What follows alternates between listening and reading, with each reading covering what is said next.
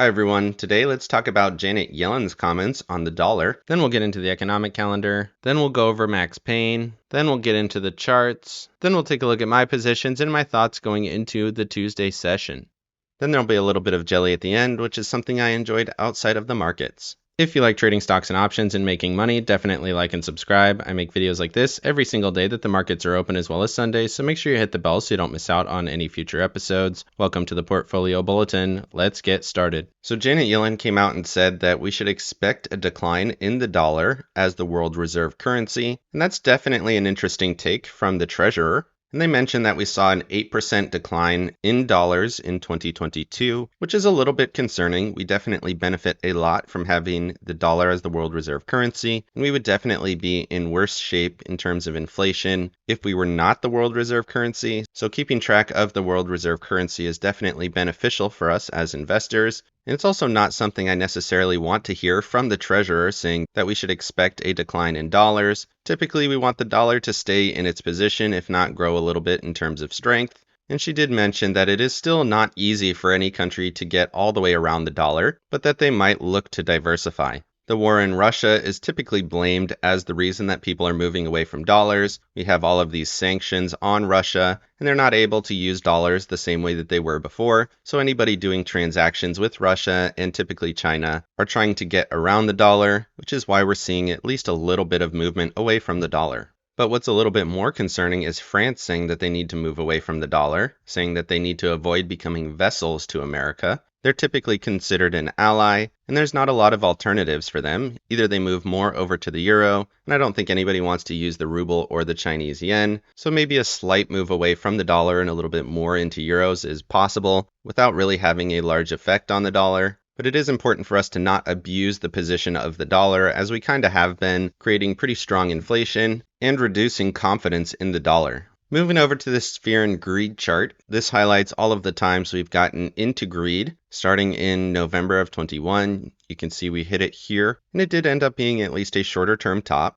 We had a pullback, made a higher high, and then we had deeper pullbacks. Similarly, we hit it in August of 22, that was the August peak, which obviously we had a substantial pullback to the most recent lows in October at that point. Then also here in January of 23, we did hit it. We did continue higher for quite a while. We ended up pulling back basically to that same level, and then we went higher from those prices, and now we're here once again, and the question is, how much higher can we go once we've hit greed, and will we eventually make lower prices at some point in the future like we did on these previous peaks, or will we sit up a low basically at the same price and then continue higher? Either way, the risk is a little bit more to the downside than it has been recently, and charts like this are definitely worth paying attention to. Moving over to the economic calendar, we do have Monday off for Juneteenth. Looking at Tuesday here, we have Fed Bullard speaking once again. We also have building permits on Tuesday. Looking at Wednesday, we have Jerome Powell speaking at Congress at 10 o'clock. We also have the 20-year bond expected to be around 4%. Moving to Thursday, we had Fed Waller speaking once again, and a continuation of Chair Powell speaking at Congress. We also get existing home sales, and the Fed balance sheet, always interesting to watch. And then on Friday, we have a ton of Fed members speaking. We got Bullard once again, but we do have manufacturing PMI as well as services PMI at 945. So not a ton of economic data, just a little bit, but lots of FOMC members speaking.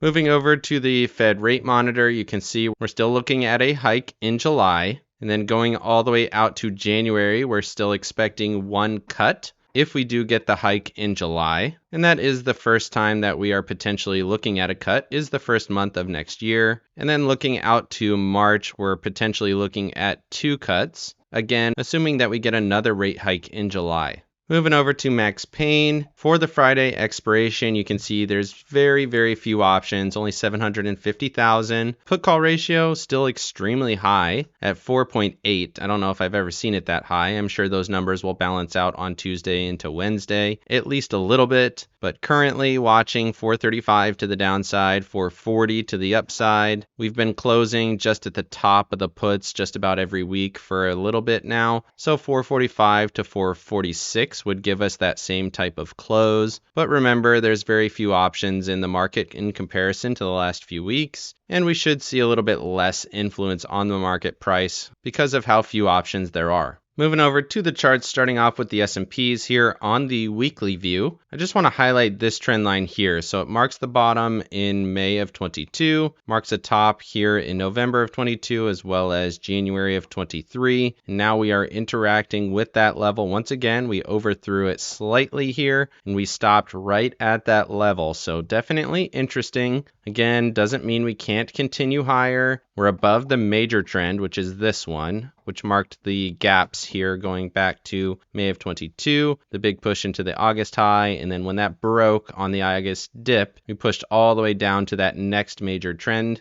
So definitely a key area, definitely overbought. Again, not saying that this is going to stop here or that it can't go any higher, but it is interesting to watch that key level. If this breaks and we start to push up to that next major trend resistance, that would be all the way up at 47.73, which would be a huge move higher. If we do reject off of this current level back down to trend support, that'd be somewhere around 5 to 6% down. So not a horrible sell-off from current levels if we do find that higher low based on this trend, and then we could potentially find a higher high somewhere up in this area. Overall momentum still very bullish. RSI not quite overbought yet here on the S&Ps. Volume stepping up this week. Everything still looks quite bullish going into next week. Moving over to the daily chart, you can see those same two trend lines marking that top. Yesterday was that overthrow day. Today was that pullback day. And you can see all of those important levels and trend lines in that same zone. The horizontal resistances, we're watching the highs going back to 21 April from last year. And then we're looking at this slightly higher high that came at the end of March. Those are up around that 455 to 460 level. And looking a little bit closer at that, you can see this rally definitely extended. We got into overbought conditions and we're pulling back here today. Could certainly see a little bit more of a pullback down to maybe 436. Or the 9 EMA down at 433. And then we see a little bit of a continuation potentially. Overall, definitely looks extended, potentially a small pullback, but obviously we're well above all of the trend lines, and we should expect any pullbacks to be met with buy demand. Moving over to the NASDAQ here on the weekly, you can see this is basically parabolic at this point. There's no trends that really make any sense. Momentum in RSI, super bullish, continues to step higher on the weekly chart. We're well above all the EMAs and SMAs, and they're getting close to back in line. We still have the 144 sitting in the middle here, but the 9 and 21, 55 and 200 are all in line, looking like we're going higher. Major trend resistance up around 16,600, which would be a nice 10 to 11% higher from current prices. Doesn't mean we're going to go straight there without any kind of pullbacks, but that's what I'm watching for a mid to longer term price target right now. Again, overbought conditions could absolutely see a bigger pullback down to the 9 EMA, which is still sitting at 13,900, representing around a 7.5% pullback if we do see a pullback to the 9 EMA.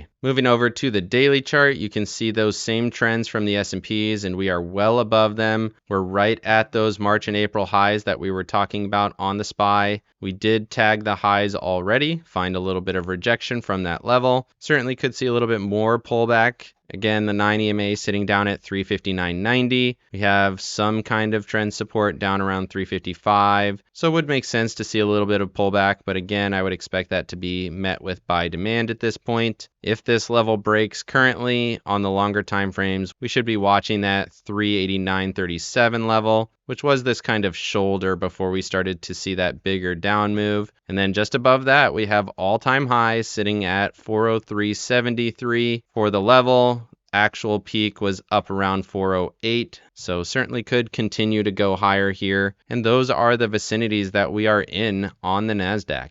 Moving over to the Russell here on the weekly view, you can see those last 3 weeks have been pretty bullish. A little bit weaker on this week. We've been talking about it, looking like it might pull back at least a little bit. We have the 200 sitting down at 1846, so potentially a little bit of a pullback into that zone. If we come down to the 21, that would be 1825. And then I would expect some buyers to be coming in at that point. 9 EMA sitting at 1797, but we definitely have a base. Pull back, find some buyers, push above this trend resistance around 1950, and then we start to look up to these higher levels around that 2100 level. Momentum super bullish, RSI also looking quite bullish, just maybe a little bit extended here in the short term based on some of the moves we've seen on the Russell recently. Moving over to the Russell on the daily chart, you can see that kind of consolidation we've had since the 7th all the way up until the 16th, consolidating at resistance. Looks like we could see a little bit of a pullback,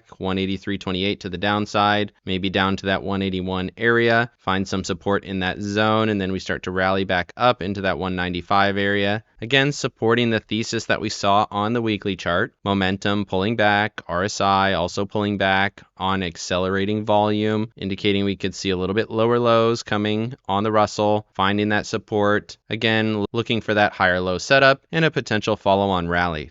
Moving over to the Dow on the weekly chart, you can see we are at an absolutely critical level. This is key long-term resistance. We're also at horizontal resistance on these highs going back to January. If it takes out these highs and we push up to major trend resistance up here, that would be around 370, 371. That would obviously be a massive move from current levels, about another 10% higher. That would also take us to the highs from January of 22. Momentum and RSI are both pretty bullish, and it does look like this is setting up to go higher here. While the Nasdaq does look the most overbought, we are seeing some strength coming through on the Dow and the Russell, and that does look like it is set to continue going into next week. Moving over to indicators here, starting off with copper versus gold. You can see copper versus gold ratio starting to rally a little bit. We talked about this finding a base. We saw a nice little bump last week, and then once again here we're seeing a rally follow through. You want to see this continue. We saw S&Ps continuing higher, but really we want to see these catch up. We've been pretty well correlated for a while here. We were kind of chopping. We saw the SPY underperforming the ratio, and then we saw that cross, and now we're moving back in the same direction, which is what you want to see. We had the SPY leading us lower, followed by this ratio,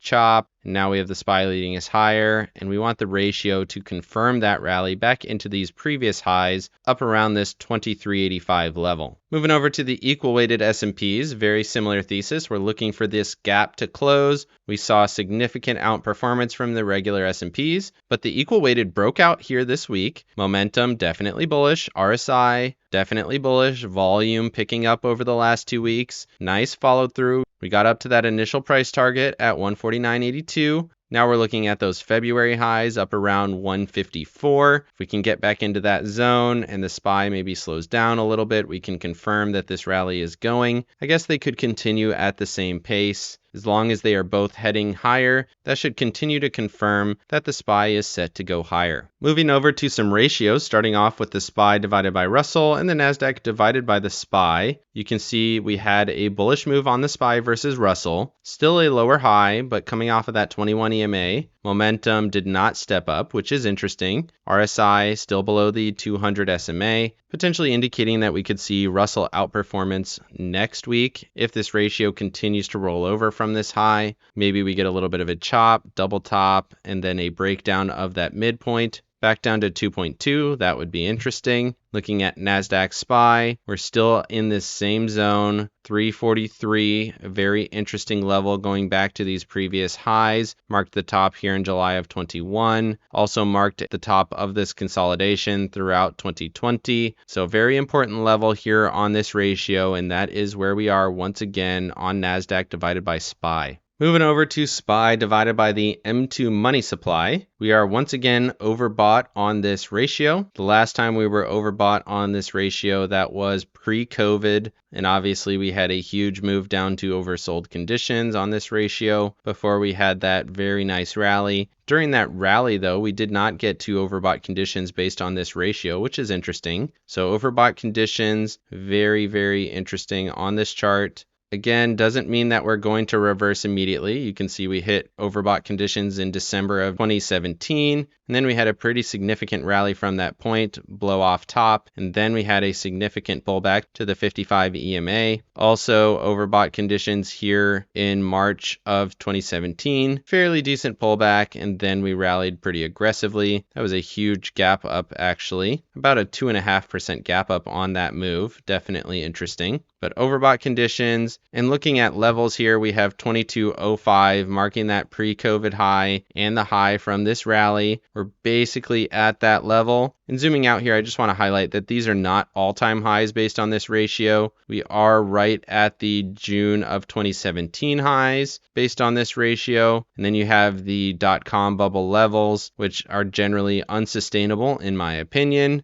If we start seeing a move back into this zone, that's a pretty good indicator that we're probably in unsustainable territory. But zooming back in here, you can see looking at these previous highs, 2250, definitely an important level to be watching as we continue to push into this zone. Moving over to Apple here on the weekly chart, you can see this is our third week in a row of overbought conditions. We have a new high for the weekly close, which was above the high going back to January of 22. So again, all-time highs, everything is bullish, momentum still bullish, overbought conditions, and it can continue to stay overbought and continue higher. In terms of longer-term resistance, there's a couple levels that we're watching, but that longer-term resistance is up around 198.60 or so. So again, potential for another $10 here on Apple. Moving over to Tesla, you can see we're at this very key resistance. Looks like we just barely missed the gap fill going back to September of 22. If this level breaks, then we're looking back to those previous highs up around 302. So that would be a huge move, about $60 of potential upside from current levels. You can see this rally, retest that 21 as well as support. Testing this level here. Again, almost overbought, momentum still super bullish, and this can absolutely continue here. Just like the fall we saw, which was very aggressive. This could absolutely be the inverse of that. And again, looking at those highs around 302.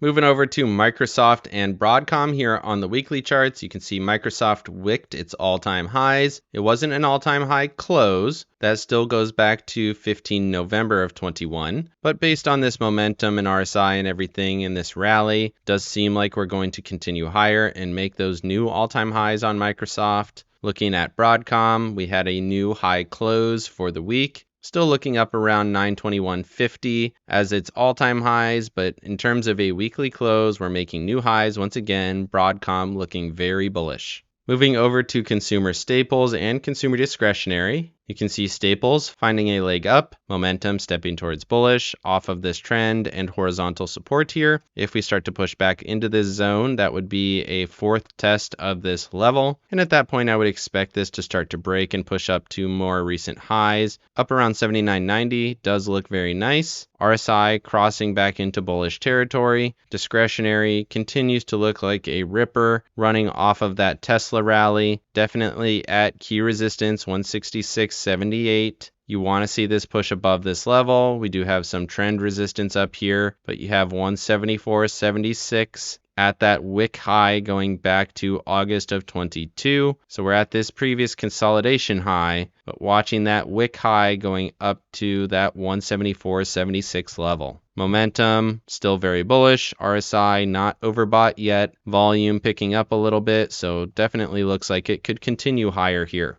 Moving over to oil and gas and utilities on the daily chart, you can see oil and gas consolidating in this level. All of these wicks to the lows have been bought up and we're back in this previous range. So we're looking at higher lows, waiting to get that higher high from this previous high. Definitely looks bullish in my opinion. Utilities through a big wick to the 55 EMA. This trend definitely looks bullish. The question is, will this be a lower high from this previous high, or are we going to get a rejection, potentially find a higher low and then a rally, or can we just push straight through? But at this point, it definitely has some legs, and you can see the last time we pushed out of this zone, we had to push higher. We pulled back, found some support, rallied into the zone, hit that 200 SMA, and then we'll have to see what happens in that same zone. Area of highest volume, 68.87, but you do have to respect that momentum and RSI definitely look bullish on utilities. Moving over to transports here on the weekly chart, you can see this very important trend line. Mark the bottoms in January and February, mark the August high, mark the January high, and we are right there at that level. We had a very substantial consolidation and then a push higher into this zone. So you could absolutely see it push through that level. That's kind of what we saw on the NASDAQ, and we got that very significant follow through. If we do see a follow through, then we could see a push back into these previous highs. highs up around that 270 to 280 level, which would be a very substantial move higher. Momentum definitely bullish.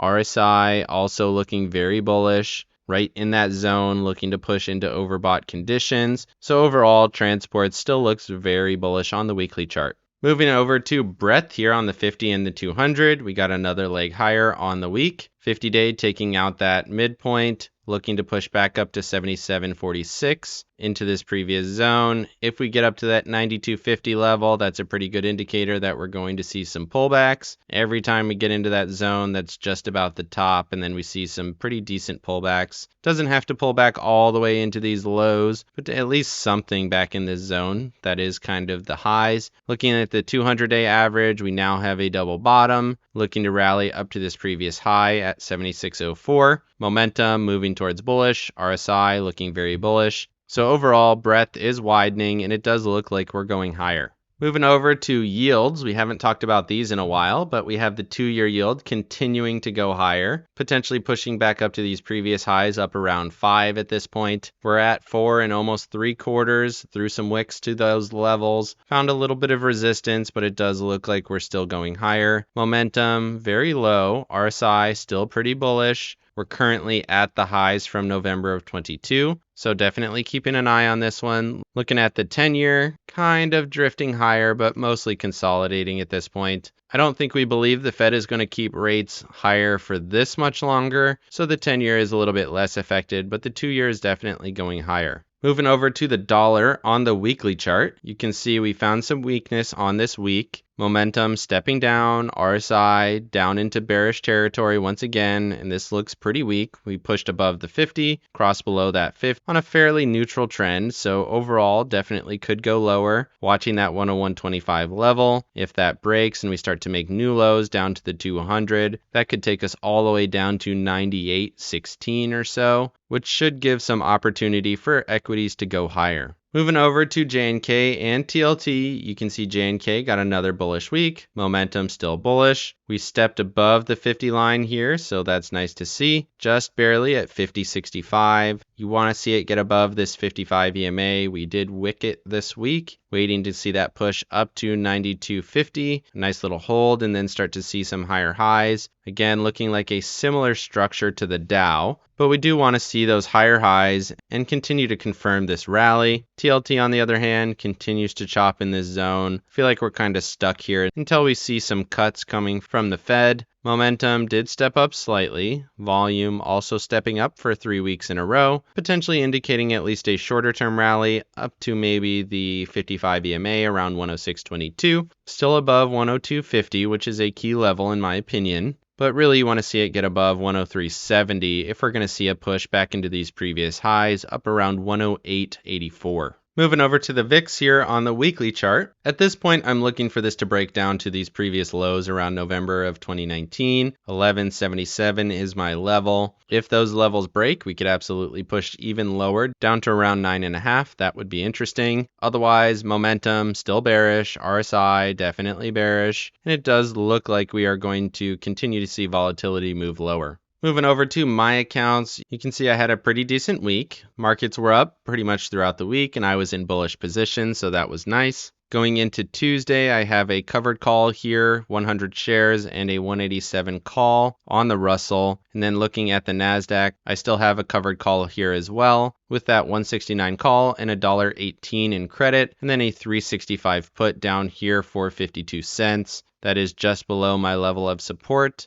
at 365.80 in a small profit already. Overall, I'm pretty neutral. I do think we might see a little bit of a pullback on Tuesday, like I mentioned in the Friday video. But either way, I think any moves lower are going to be met with buy demand, and they should be buying opportunities, at least in the near future, going into the medium term. Let me know down in the comment section what you think of the decline in the dollar. Is it something we need to pay attention to, or is it just happening because of our sanctions on Russia? And once that's over, we'll move back into the dollar a little bit more. Otherwise, definitely like and subscribe if you got any value out of this video, and make sure you hit the bell so you don't miss out on any future episodes. Of course, none of this is financial advice. This is all for entertainment purposes. Good luck in your trading, and have a great day.